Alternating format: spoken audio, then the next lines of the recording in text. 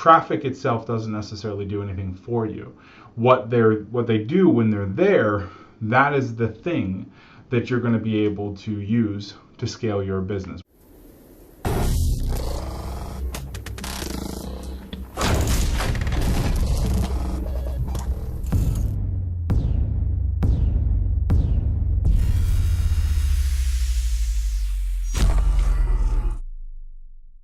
Hey, what's up? This is Jason Drone. Today we're going to talk about increasing website traffic. Now, website traffic is the most fundamental thing in your digital business. If you don't have a website, you don't have distribution. If you don't have distribution, you don't have sales. It's very, very difficult to get revenue. I mean, there's a lot of things that go all out of whack when you don't have website traffic. So here's the deal. There are hundreds of ways to get website traffic. Hundreds, thousands of ways probably. But there are some very general categories. The first two categories that you need to be familiar with at least are how you want to pay for that traffic.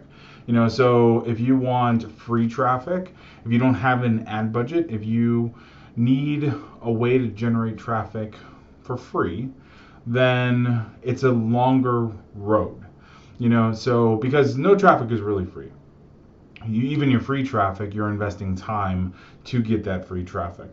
If you have an ad budget and you're paying for traffic, then you're trading money, dollars, for quickness, how quickly you're going to be able to start realizing that traffic. So that's really the one big paramount, thing that you need to think about in terms of getting traffic to your website. Now, in terms of free traffic, the slower ways, there are lots of ways that you can generate that traffic. So you can guest blog, meaning you can email a blogger, reach out to them and say, hey, I have a couple ideas for articles. Do you mind if I write them and send them to you? And they will either say yes or no. So guest blogging is one way. Q&A sites is another way. Sites like Quora, or getting traffic out of like LinkedIn groups. I have a client who absolutely crushes Quora. They write articles and answer questions, all the time. They have tens of thousands of people following their Quora profile. The problem with that is it's difficult to transition those people off into their own website. And this same person also writes for Forbes, so again, even the link at the bottom of the post. Contests and giveaways is another great one. I have clients who every once in a while they'll run a contest and they'll get 1,500, 2,000 new email addresses added to their website. When you're running a contest or giveaway, you always want to make sure that they're taking an action that can benefit you in the long term. So they are opting in for your email list. They are sharing a piece of content with their friends so that their friends then opt into your email list. That kind of stuff. You don't just want to run a contest just for traffic, because traffic itself doesn't necessarily do anything for you. What they do when they're there, that is the thing that you're going to be able to use to scale your business, whether it's opting into an email list, whether it's buying something, or buying something is the preferable one. Another way to get free traffic, and this is one that is really very, very popular right now, just because podcasting is super huge, is being interviewed. You can be interviewed through text, or one of the links we have here in the article is a site named Tarot, which is Help a Reporter Out.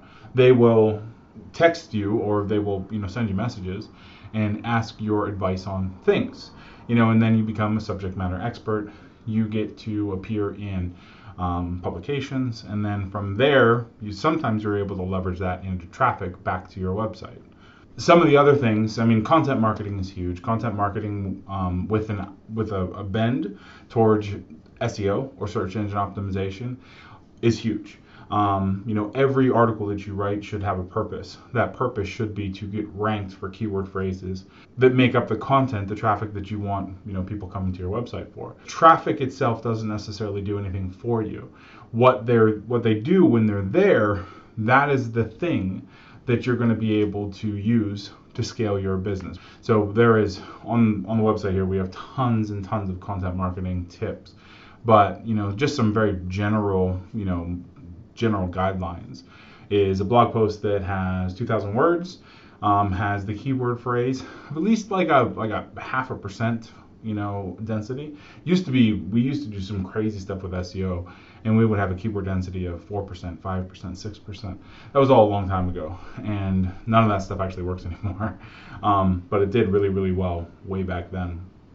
So writing content, getting ranked for keyword phrases, using LSI keywords or keywords that are like the keyword phrase that you're trying to rank for is also a really big one. Using multimedia content inside that blog post, like this video or audio or images or infographics or anything like that, also really helps to stand out, in terms of search engines. Running paid traffic that is social traffic to the blog.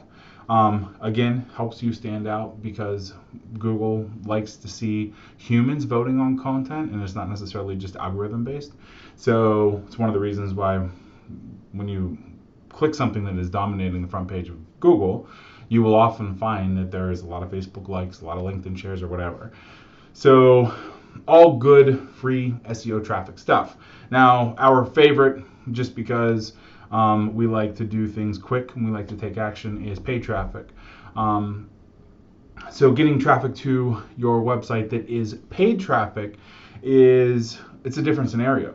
I mean, there you are writing ads, you are creating videos, you're creating content images that are used in the ad itself. So you are paying 60 cents, 80 cents, $1, $1.20 per click, or you're paying $3 per email conversion, or $22 per fully qualified lead, once you get an ad campaign that is working really well.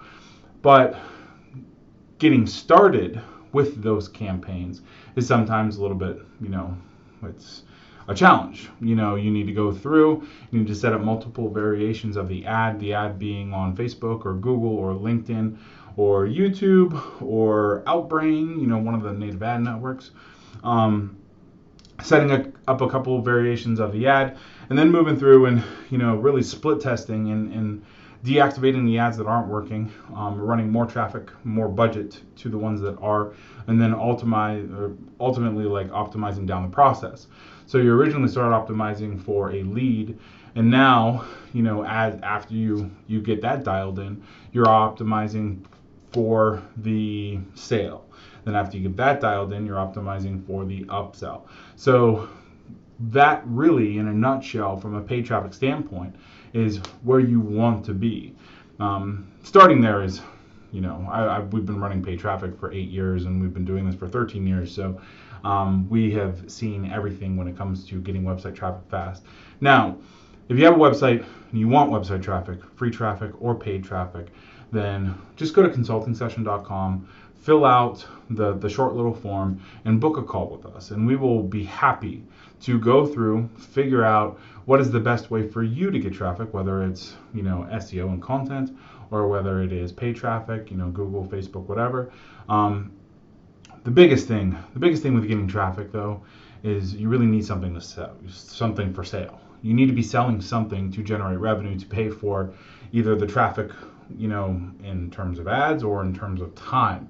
So you definitely want to make sure that you are selling something when you go on this hunt for traffic. Traffic is not just traffic. I mean, it's rare that you're going to be just put something out there and then it's going to catch fire, and then all of a sudden you're going to be wondering where, how you're getting 100,000 people a day to your website. It needs to be built and architected. So, if you have any questions, let me know. Go to consultingsession.com. If you like this video, make sure to like it, share, and subscribe, and I'll talk to you soon. All right, thanks.